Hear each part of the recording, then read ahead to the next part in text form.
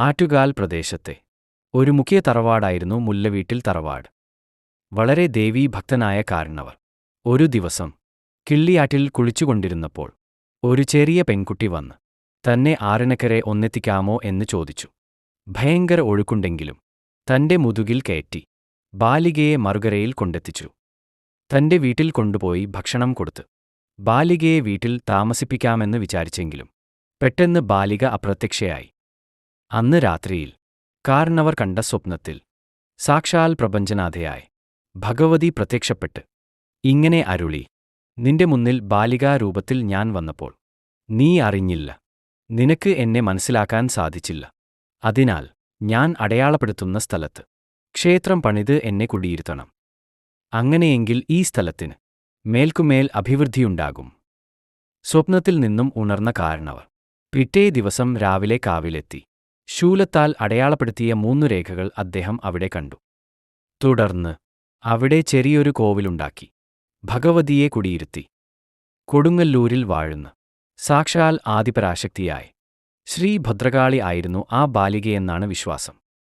വർഷങ്ങൾക്ക് ശേഷം ക്ഷേത്രം പുതുക്കുകയും കൈകളിൽ പള്ളിവാൾ, ത്രിശൂലം, പരിച്ച്, പാനപാത്രം എന്നിവ ധരിച്ച് ചതുർബാഹുവായ ശ്രീ ഭദ്രകാളിയെ പ്രതിഷ്ഠിക്കുകയും ചെയ്തു.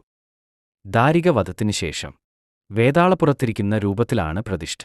ആറ്റുകാൽ പൊങ്കാലയ്ക്ക് പല ഐതിഹ്യങ്ങൾ ആണുള്ളത്. അതിലൊന്ന്, ദാരികവധത്തിനു ശേഷം ഭക്തജനങ്ങളുടെ മുമ്പിൽ പ്രത്യക്ഷപ്പെടുന്ന ഭദ്രകാളിയെ ഭക്തർ പൊങ്കാല നിവേദ്യം നൽകി സ്വീകരിക്കുന്നുവെന്നു. അതാണ് പൊങ്കാലയുടെ ഐതിഹ്യം എന്ന് കരുതുന്നു. അടുത്തത്, തോട്ടം പാട്ടിൽ പറയുന്ന കണ്ണകിയോട് സാമ്യം വരുന്ന കഥയാണ്.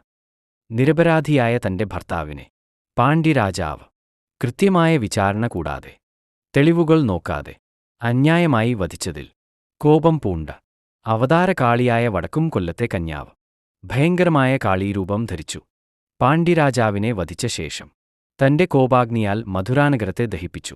ഒടുവിൽ മധുര മീനാക്ഷിയുടെ അപേക്ഷ പ്രകാരം കേരളത്തിലെത്തി കൊടുങ്ങല്ലൂരമ്മയിൽ ലയിച്ചു എന്നാണ് ഐതിഹ്യം.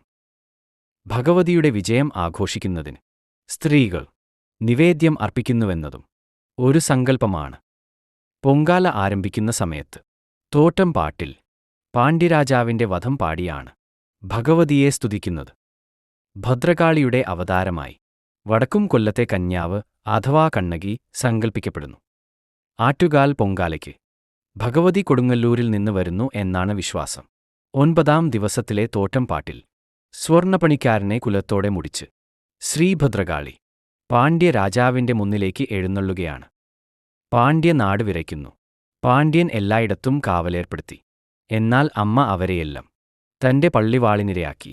തുടർന്ന് രാജസന്നിധിയിൽ എത്തുന്നു.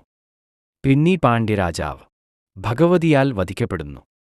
തുടർന്ന് പാണ്ഡ്യ ശിരസ് കൈകളിലേന്തി വിജയഭേരി മുഴക്കി കൈലാസ്പുരത്ത് മഹാദേവനെ കാണാൻ വരികയാണ് ശ്രീഭദ്രകാളി. പാണ്ഡ്യ ശിരസ് കൈലാസത്തിൽ അത്തി അരയാലിൻ വലംകൊമ്പത്ത് തൂക്കിയിടുന്നു. മഹാദേവൻ കാഴ്ചക്കായി